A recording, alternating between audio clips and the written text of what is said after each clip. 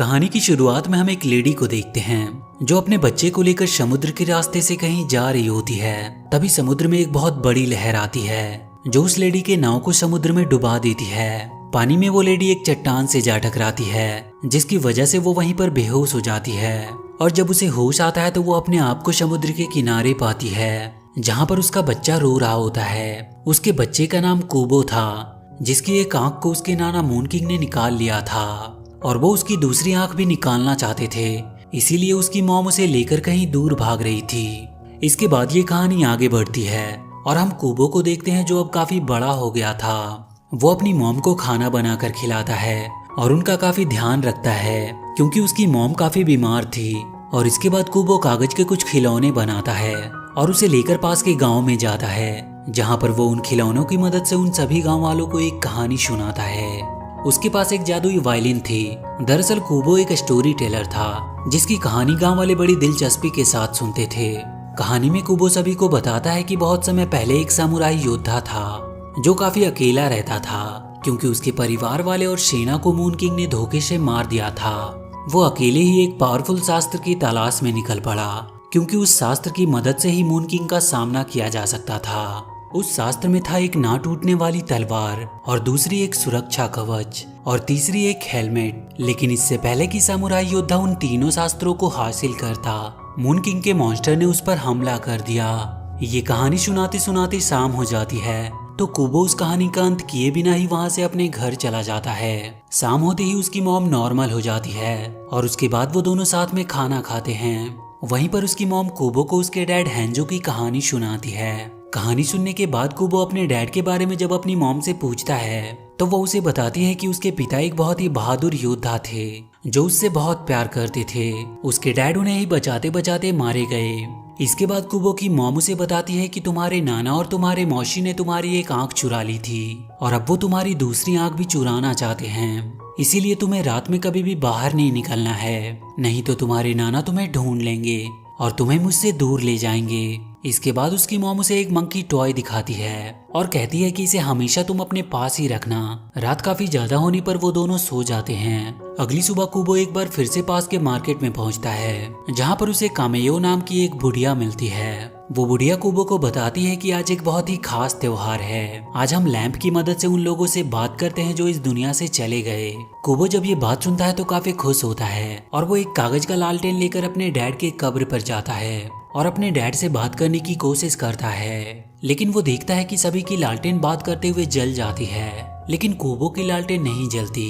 ये देखकर कूबो काफी दुखी होता है और काफी देर तक वहीं बैठा रहता है। आखिरकार जब वो लालटेन नहीं जलता है तो कूबो गुस्से में आकर उसे फेंक देता है। वहीं कूबो की मॉम उसके घर ना पहुंचने पर काफी परेशान हो रही थी। इधर कूबो को वहीं पर रात हो जाती है और रात होते ही वहाँ पर उसकी दोनों मौसियाँ आ जाती है। वहाँ पर आते ही वो दोनों उससे कहती हैं कि हमें बस तुम्हारी दूसरी आंख चाहिए। कूबो ये सुनकर काफी डर जाता है और वहाँ से जल्दी से वो भागने लगता है। वो दोनों उसका पीछा करती है और वो भागते भागते उसी मार्केट में आ जाता है। लेकिन इससे पहले कि वो दोनों कूबो को कोई नुकसान पहुंचाती, वहाँ पर उसकी मॉम आ जाती है जो अपने जादू की मदद से अपनी बहनों को वहाँ से दूर कर देती है। इसके बाद वो कूबो को अपना वो शस्त्र ढूंढने को कहती है जिससे उसके नाना का सामना किया जा सकता था और वो उसे अपने जादू की मदद से उड़ा देती है। वो वहाँ से जाना तो नहीं चाहता था लेकिन अपनी मॉम की बात मानते हुए कूबो वहाँ से चला जाता है और अपने साथ में अपनी मॉम का एक बाल भी ले जाता है। कूबो के वहाँ से जाते ही उसकी दोनों मौसियाँ कूबो की मॉम को मार देती है। इसके बाद जब उसकी आंख खुलती है तो वो अपने सामने एक मंकी को पाता है।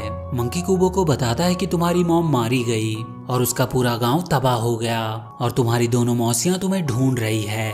और वो उससे कहता है कि इससे पहले कि शाम हो हमें छिपने का कोई स्थान ढूंढना होगा। और इसके बाद वो मंकी कूबो को अपने साथ लेकर वहां से निकल जाता है। रास्ते में उन्हें मरी हुई एक बहुत बड़ी सी मछली दिखाई देती है और वो दोनों उसी में छिपकर पूरी रात बिताते हैं। कूबो को कुछ भी समझ में नहीं आ रहा था कि उसके साथ क्या हो रहा है और उसके साथ ये मंकी कौन है। तो मंकी कूबो को बताता है कि मैं वही मंकी हूँ जो खिलौने के रूप में तुम्हारे साथ था। उसकी मॉम ने मरने से पहले उसे जिंदा कर दिया ताकि वो कूबो का ख्याल रख सके। इसके बाद वो दोनों खाना खाते हैं जहाँ पर मंकी कूबो से कहता है कि हमें वो शास्त्र ढूंढना होगा। ये बात सुनकर कूबो को विश्वास हो जाता है कि उसकी मॉम जो उसे कहानियां उसके पिता के बारे में सुनाती थी वो सब कुछ असल में हुआ था। इसके बाद कूबो मंकी को अपने मॉम का वो बाल दिखाता है वो मंकी उस बाल से एक ब्रेसलेट बनाता है और कुबो को उसे पहना देता है और रात होने पर वो दोनों वहीं पर सो जाते हैं। अगली सुबह वो मंकी कुबो को बताता है कि रात में तुम एक सपना देख रहे थे जिसमें तुम अपने डैड को बुला रहे थे और तभी तुम्हारे बैग से एक कागज निकला और सोल्जर हैंजो बन गया। वो हैंजो कुबो और मंकी को रास्ते में गाइड कर रहा था, पर मंकी को हैंजो पर जरा भी विश्वास नहीं था, लेकिन कुबो को उस पर विश्वास था और वो कहता है कि हमें इसके ही पीछे चलना चाहिए। रास्ते में कुबो अपने मैजिक की मदद से मंकी को काफी परेशान कर रहा था और वहीं थोड़ी दूर में उन्हें एक घर दिखाई देता है जिसके अंदर जाते ही कुबो चीखने लगता है। उसकी आवाज सुनकर मंकी उसके पीछे आता है और वहां पर वो बीटल नाम के एक सोल्जर को देखता है। उसे लगता है कि बीटल कुबो को मारने की कोशिश कर रहा है, लेकिन कुबो मंकी को बताता है कि बीटल तो उस कागज के हैंजो को लेने की कोशिश कर रहा था। इसके बाद वो दोनों उस बीटल के बारे में पूछते हैं, पर वो उन्हें कुछ भी बता नहीं पाता क्योंकि उसे अपने बारे में कुछ याद ही नहीं था। उसे कुछ साल पहले श्राप दिया गया था और उसे लगता है कि हैंजो ही उसका मालिक है। इसके बाद वो अपने कबीले का एक चोगा दिखाता है जिस पर ठीक वैसा ही कीड़ा बना होता है जैसा कि कुबो के कपड़े पर था। यहाँ पर कुबो मंकी को बताता है कि हैंजो उसके पिता थे और ये चोगा भी उसके पिता की ही है। बीटल ये बात सुनकर काफी खुश होता है कि उसके मालिक का बेटा मिल गया। वो कुबो से कहता है कि अब से तुम्हारा काम मेरा है और वो तीनों उस शास्त्र की तलाश में निकल पड़ते हैं। रास्ते में उन्हें एक स्कल की गुफा दिखाई देती है जिसे बीटल जब टच करता है तो वो तीनों नीचे एक गुफा में गिर जाते हैं और वहीं पर उन्हें शास्त्र का एक पार्ट ना टूटने वाली तलवार दिखाई देती है जिसे देखकर कुबो उसे लेने जाता है, पर मंकी उसे रोक लेता है क्योंकि उसे लगता है कि ये कोई ट्रैप है। लेकिन बीटल किसी तरह उस तलवार को निकाल लेता है। तलवार को निकालते ही वहां पर एक बहुत बड़ा सा हड्डियों का राक्षस आता है जिसके सर पर बहुत सारे तलवार होते हैं। वो राक्षस मंकी और बीटल को पकड़ लेता है और कुबो उस राक्षस के सर से असली तलवार को ढूंढने की कोशिश कर रहा था, लेकिन इससे पहले कि वो राक्षस मंकी और बीटल को मारता, कुबो को वो ना टूटने वाली तलवार मिल जाती है, जिसके बाद वो राक्षस मारा जाता है। बीटल मंकी और कुबो को उस गुफा से बाहर लाता है। इसके बाद वहां से आगे बढ़ने के लिए उन्हें एक नदी को पार करना था और इसी बात को लेकर उनमें बहस होने लगती है। वहीं कुबो नदी के किनारे बैठकर अपना वायलिन बजाने लगता है। तभी वो एक पत्ते को उड़ते हुए देखता है और इसके बाद वो अपने मैजिक की मदद से एक बहुत ही बड़ी सी नाव बनाता है, जिसके बाद वो तीनों उस नाव पर बैठकर वहां से आगे की ओर निकल जाते हैं। रास्ते में वो तीनों खूब मस्ती करते हैं और साथ में मछलियां पकड़कर खाते हैं। शाम होते देखकर मंकी काफी चिंतित होता है। वहीं पे हैंजो उन्हें बताता है कि शास्त्र का दूसरा पार्ट पानी के अंदर मिलेगा। तो बीटल कहता है कि मैं पानी के अंदर से उस शील्ड को ले आता हूँ, पर कुबो से उससे थोड़ा ध्यान रखने को कहता है क्योंकि उसकी माँ ने बताया था कि पानी के अंदर बहुत सी आंखें हैं जो हमें अपने वश में कर सकती है। पर बीटल उससे कहता है कि मैं इस बात का हमेशा ध्यान रखूंगा और ये कहते हुए वो पानी के अंदर चला जाता है। वहीं कुबो की दोनों मौसियां कुबो को ढूंढ रही होती है। तभी समुद्र में एक तूफान आ जाता है जिसे देखकर कुबो को लगता है कि बीटल किसी मुसीबत में है और इसीलिए वो बीटल को बचाने के लिए पानी में कूद जाता है। कुबो के पीछे मंकी भी जाना चाहता था, लेकिन तभी वहां पर कुबो की दोनों मौसियां आ जाती है जो मंकी को पकड़ लेती है। मंकी और कुबो के उन दोनों मौसियों के बीच जबरदस्त फाइट होती है जिसमें मंकी घायल हो जाता है, लेकिन वो किसी तरह कुबो के एक मौसी को मार देता है और एक वहां से भाग जाती है। इधर पानी के अंदर कुबो को वो शील्ड मिल जाता है, लेकिन वो वहां के जादुई आंखों के वश में हो गया था। वो जादुई आंखें कुबो को पानी के अंदर खींचने लगती है। वहीं कुबो एक सपना देखता है जिसमें उसे पता चलता है कि मंकी के अंदर उसके मॉम की आत्मा है और इससे पहले कि वो आंखें कुबो को पानी में खींचती, तभी वहां पर बीटल आ जाता है जो उन आंखों को मारकर कुबो को वहां से बचाकर बाहर ले आता है। वहीं कुबो जब मंकी को देखता है तो उसे अपने गले से लगा लेता है। दरअसल अब उसे पता चल गया था कि मंकी ही उसकी मॉम है। इसके बाद वो सभी रात एक गुफा में बिताते हैं। वहां पर कुबो अपनी मॉम मंकी को एक कहानी सुनाने को कहता है कि किस प्रकार वो उसके डैड से मिली थी। इस पर मंकी कुबो को बताता है कि उसके नाना मून किंग ने उन्हें बताया था कि उन तीनों शास्त्रों को जो भी हासिल करेगा वो काफी शक्तिशाली बन जाएगा जो उनके लिए खतरा हो सकता है, और इसीलिए मैं हैंजो को रोकने के लिए अपने दोनों बहनों से पहले ही पहुंच गई। हैंजो और मेरे बीच में फाइट होने लगी, लेकिन फाइट के बीच में ही हैंजो रुक गया और मेरी आंखों में देखने लगा और इस प्रकार हम दोनों में प्यार हो गया और कुछ दिन बाद तुम पैदा हुए। लेकिन जब ये बात मेरे पिता को पता चली तो उन्होंने मेरी गद्दारी के बदले में मुझे और तुम्हारे डैड को मारने के लिए हम पर हमला कर दिया।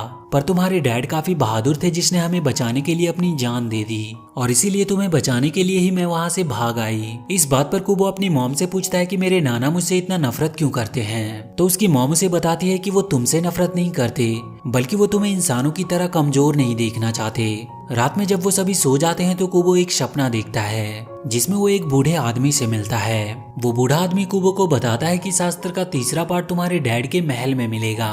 ये देखकर कुबो काफी खुश होता है और वो मंकी और बीटल को उठाकर बताता है कि उसे पता चल चुका है कि शास्त्र का तीसरा पार्ट कहाँ पर मिलेगा। ये बात सुनकर सभी लोग आगे की ओर बढ़ जाते हैं। रास्ते में उन्हें गोल्डन बर्ड दिखाई देती है जिसे देखकर मंकी उन्हें बताता है कि ये गोल्डन बर्ड हमारी आत्माओं को लेकर जाती है। वहीं वो तीनों जब हैंजो के महल में पहुंचते हैं तो काफी रात हो जाती है। महल के अंदर का सामान काफी टूटा हुआ था जिसे देखने के बाद बीटल को कुछ याद आने लगता है। वहीं पे कुबो घूमते घूमते महल से बाहर आ गया था और इधर मंकी को एक कागज मिलता है जिससे उसे पता चल जाता है कि शास्त्र का तीसरा पार्ट वो हेलमेट कहाँ पर है और उसे ये भी पता चल जाती है कि ये सब मून किंग की ही चाल थी उन्हें वहाँ पर लाने के लिए। इधर जादुई स्मोक कुबो को पकड़ लेती है।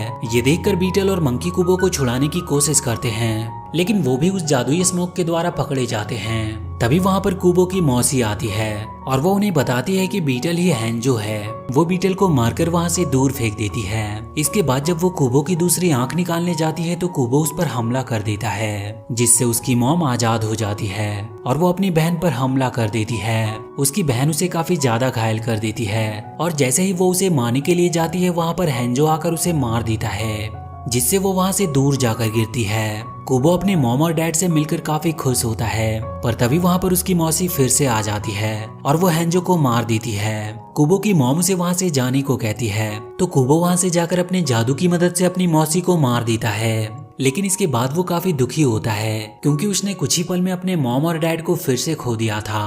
वहाँ पर उसे वही कागज मिलता है जिसमें हेलमेट का चित्र बना था। ये देखकर कुबो उठता है और सीधा उस हेलमेट को लेने के लिए उसके पास जाता है। वो हेलमेट कहीं और नहीं बल्कि उसके गांव में ही था। कुबो जैसे ही उस हेलमेट को पहनने जाता है वहाँ पर गांव वाले आ जाते हैं। वो उन गांव वालों से कहता है कि आप लोग यहाँ से चले जाओ क्योंकि वहाँ पर मून किंग आने वाला है। इसके बाद कुबो उस हेलमेट को पहन लेता है जिससे उसका वो शास्त्र पूरा हो जाता है और थोड़ी ही देर में वहाँ पर उसके नाना मून किंग भी आ जाते हैं। अपने नाना को देखकर कुबो उनसे पूछता है कि आप मेरी आंख को क्यों लेना चाहते हो। तो उसके नाना उसे बताते हैं कि जब तक तुम्हारे पास ये आंख है तुम मेरे साथ स्वर्ग में नहीं आ सकते और तुम इसी आंख से दुनिया के दुख दर्द को देखते रहोगे। मैं तुम्हें इससे दूर अपनी दुनिया में ले जाना चाहता हूँ जहाँ पे दुख और दर्द का कोई नामो निशान नहीं है और तुम वहाँ पर अमर हो जाओगे। इस पर कुबो कहता है कि तुम झूठ बोल रहे हो क्योंकि हर एक कहानी का अंत होता है और एक ना एक दिन हम सबका भी अंत हो जाएगा।